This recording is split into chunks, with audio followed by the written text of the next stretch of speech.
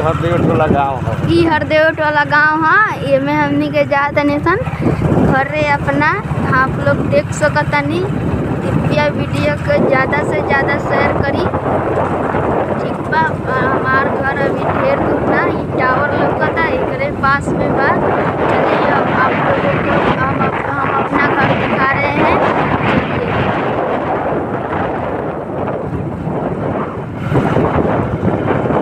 चलिए देखल जाओ बाबू घर कुछ देर दूर पर ही बाटे। अब आही वाला बा।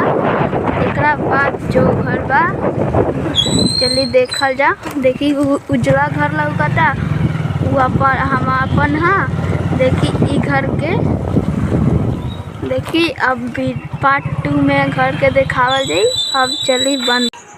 हेलो दोस्तों, ये वीडियो कैसन लगल कमेंट में ज़रूर बताएम लो। जो बढ़िया लगल कि ना कमेंट लाइक करम लो, फॉलो कर लो। हेलो दोस्तों, बाय बाय।